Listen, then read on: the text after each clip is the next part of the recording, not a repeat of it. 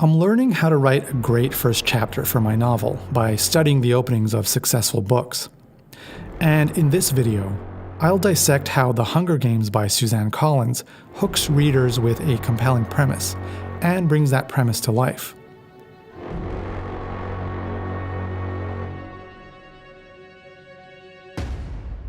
Let's first see how the novel starts. Katniss Everdeen wakes up and gets ready for a day of hunting. She heads out of her community, a grimy place called District 12, where the main work is coal mining. Her father died in the mines when she was 11. Now, 5 years later, and in his absence, Katniss is the provider for her family. It's a responsibility that's made her resilient, but standoffish. Even the family cat can't stand her. I'll still cook you. She sneaks out to the wilderness and recovers the bow and arrows she hides from the authorities. The oppressive rule of the government has left District 12 starving. But if the situation makes her angry, she doesn't show it. She's learned to put up a wall between herself and others, and she keeps her political opinions to herself. She meets up with her friend, Gale, the only person with whom I can be myself. She and Gale wonder what today, the day of the reaping, will bring. They daydream about running off into the woods forever, but quickly remember how their families depend on them for survival. After foraging and fishing, they trade their wares at the market. Everyone is anxious because of the reaping, which is a mandatory yearly lottery or draw. As they have before, Katniss and Gale voluntarily put their names in multiple times, more than what's required by law. In return, they're awarded more food rations, but it's still not enough. At home, Katniss and her 12-year-old sister, Primrose, get ready for the reaping. Soon, the whole community gathers in the square. Television crews set up cameras and screens for the event. And kids from the ages of 12 to 18 arrange themselves by sex and by age. Their families, meanwhile, can only watch from the sidelines. Then the reaping begins with a history lesson. After droughts and disasters, North America fell, and the nation of Panem rose. The new nation's outlying districts fought against the rule of the capital and lost. Because of this, the capital forces the youth of the districts into an annual televised competition called The Hunger Games. Here's a quote from the book, which I'll come back to in a minute. The rules of the Hunger Games are simple. In punishment for the uprising, each of the 12 districts must provide one girl and one boy, called tributes, to participate. The 24 tributes will be imprisoned in a vast outdoor arena that could hold anything from a burning desert to a frozen wasteland. Over a period of several weeks, the competitors must fight to the death. The last tribute standing wins. That winning tribute and their district are showered with food for a year. For the viewers in the capital, the games are a big, entertaining show. The people in the districts, though, recognize the games for what they really are: an elaborate public execution.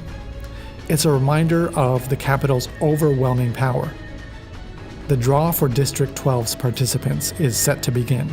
Through the crowd, Katniss and Gale silently wish each other luck. Then the first name is drawn. It isn't Katniss or Gale. Primrose Everdeen.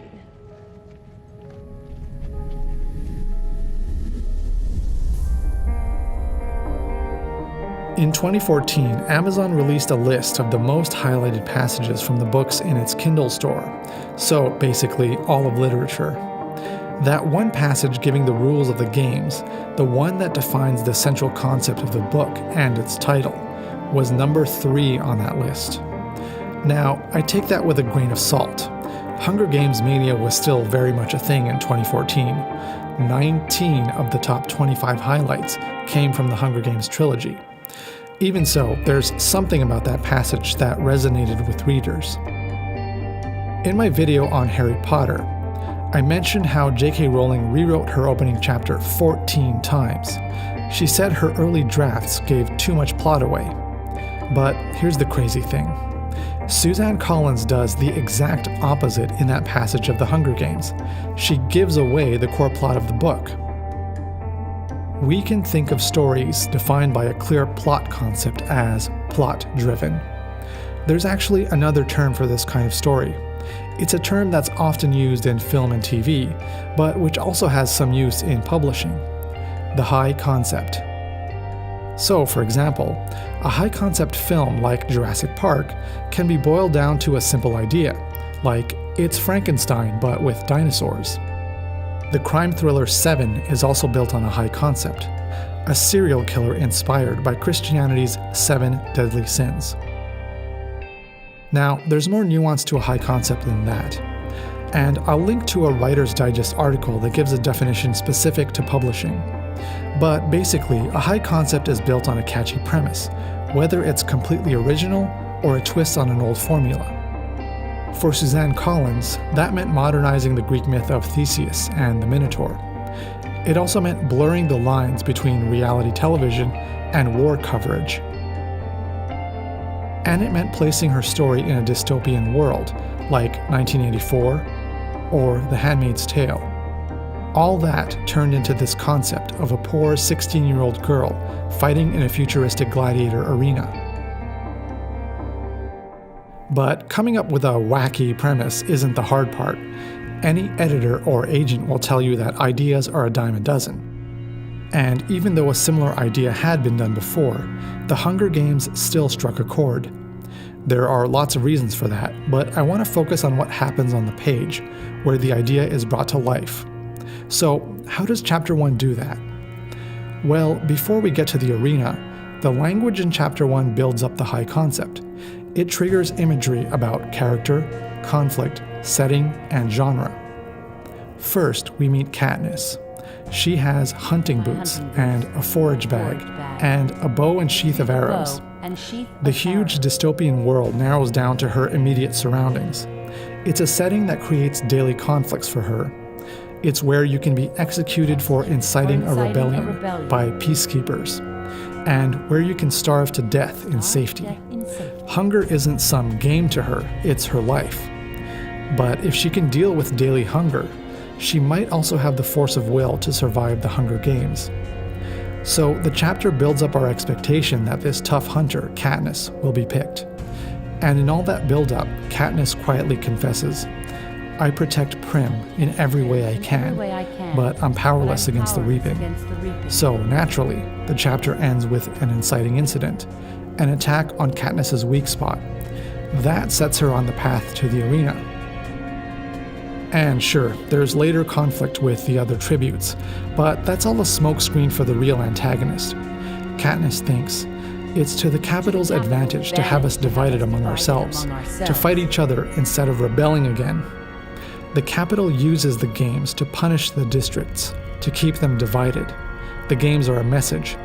If you lift a finger, we will destroy every last one of you. Maybe not ironically, the district's citizens don't lift a finger. They lift 3.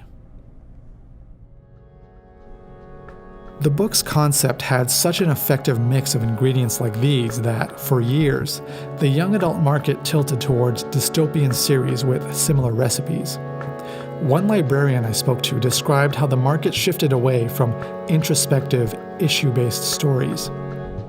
For better or worse, not everyone connects with complex social and psychological issues. But everyone gets a girl with a bow and some arrows fighting for her life. Now, maybe concentrating characters and plots into simple ideas is, I don't know, the death of art or whatever. Then again, Papa Hemingway believed a story should be like an iceberg. Only about 1/8 of it is visible, and the rest is implied. So, the trick is to bring the essential elements of the story concept alive in 15 pages instead of 50 or 500. And if we can do that, as Suzanne Collins did, we might just get readers to stick around for more. Thank you for your consideration.